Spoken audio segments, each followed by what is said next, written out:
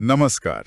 आज हमारे पास एक कहानी है जो सच में दिमाग को झकझोर देती है। नाम है द लुक अलाइक। हाँ बिल्कुल। सोचिए, एरन नाम का एक टीनेजर है, स्कूल से लौट रहा है, शाम का वक्त, और अचानक झाड़ियों से कोई निकलता है। और वो कोई और नहीं बल्कि हूबहू एरन जैसा दिखता है। बिल्कुल।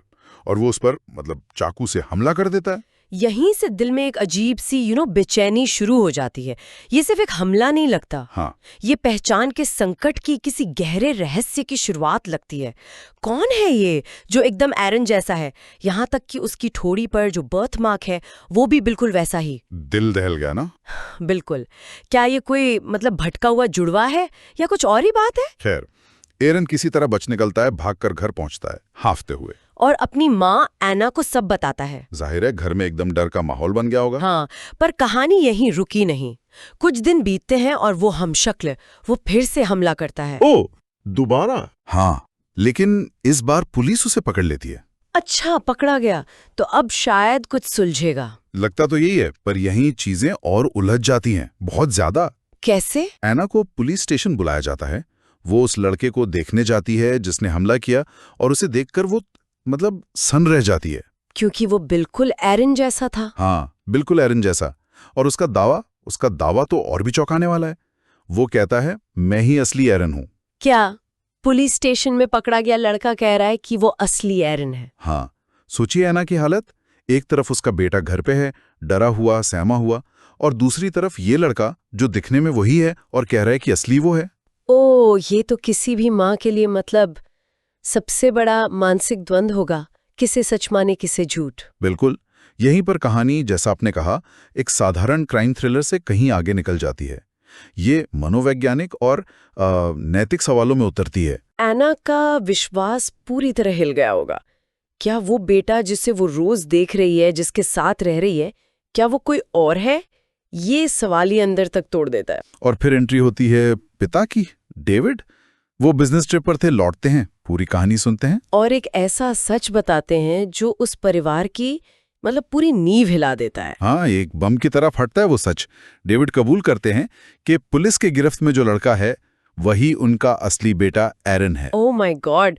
तो फिर घर पर जो एरन है वो एरन का क्लोन है। क्लोन? ये कैसे मुमकिन है? डेविड बताते हैं कि करीब 1 साल पहले असली एरन कैंपिंग ट्रिप पर गया था और वहां खो गया। बहुत ढूंढा, नहीं मिला, और उसे मृत मान लिया गया। हाँ, उसे मृत मान लिया गया।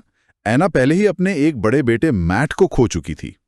डेविड उसे दोबारा वही दुख, वही सदमा नहीं देना चाहते थे। यहीं पर देखिए, माता पिता के प्यार और नैतिकता के बीच की बहुत ही धुंधली सी रेखा सामने आती है। इरादा नेक था शायद। हाँ, इरादा तो एना को बचाने का था। तो डेविड ने अपने एक वैज्ञानिक दोस्त की मदद ली और एरन के डीएनए से उसका क्लोन बनवाया। और उसे घर ले आए, ये कहकर के खोया हुआ बेटा मिल गया। बिल्कुल, ये कहकर के एरन मिल गया है। एना की खुशी का ठिकाना नहीं रहा, लेकिन ये एक बहुत बड़ा राज था। और अब ये राज खुल गया।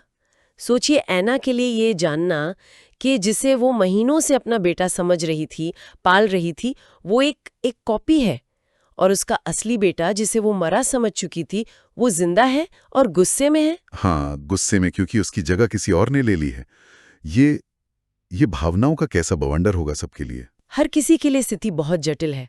डेविड का अपराध बोध, एना का टूटा हुआ विश्वास और माँ की ममता का द्वंद्व, असली एरन का गुस्सा और वो ठगा हुआ महसूस करना। और उस क्लोन का क्या? उसकी क्या गलती थी? उसे तो पता भी नहीं था कि उसकी पहचान उधार की है। उसकी अपनी यादें थी, अपने अनुभव थे। क्या वो सब झूठ थे? सही बात है। परिवार असली एरन से मिलता है। डेविड और एना माफी मांगते हैं। डेविड समझाते हैं कि उन्होंने ऐसा क्यों किया। और असली एरन शायद अपने पिता की मंशा समझकर या शायद हालात की मजबूरी देखकर उन्हें माफ कर देता है। हाँ, वो माफ कर देता है। लेकिन अब वो बड़ा सवाल फिर से सामने आता है, क्लोन का क्या होगा? उसे कहीं भेज दें या क्या करें? नहीं, उसे यूं ही छोड़ा नहीं जा सकता था।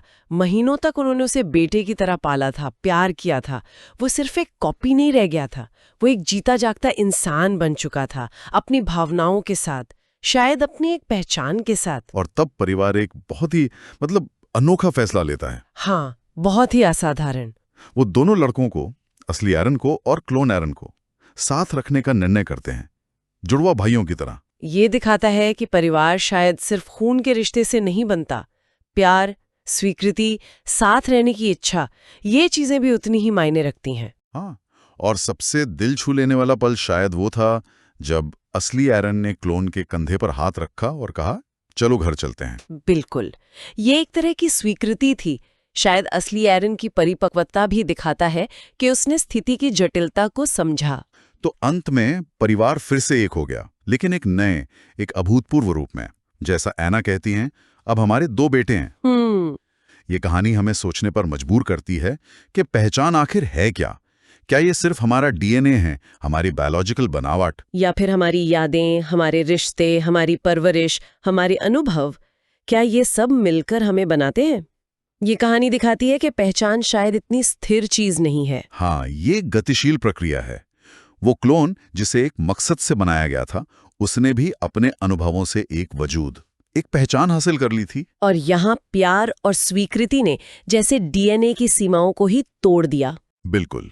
और ये कहानी हमें एक अहम सवाल के साथ छोड़ जाती है। भविष्य में ये दोनों एरन, जो अब भाई बनकर साथ रहेंगे, अपने इस असाधारण रिश्ते को कैसे निभाएंगे? समाज उन्हें कैसे देखेगा? उनके अपने अंदर क्या चलेगा? ये एक ऐसी स्थिति है जिसके लिए हमारे पास शायद अभी कोई तैयार जवाब नहीं है। सही कहा, एक गहरा सवाल सोचने के लिए। अगर आपको ये वीडियो पसंद आया तो वीडियो को लाइक करें और चैनल को सब्सक्राइब जरूर करें।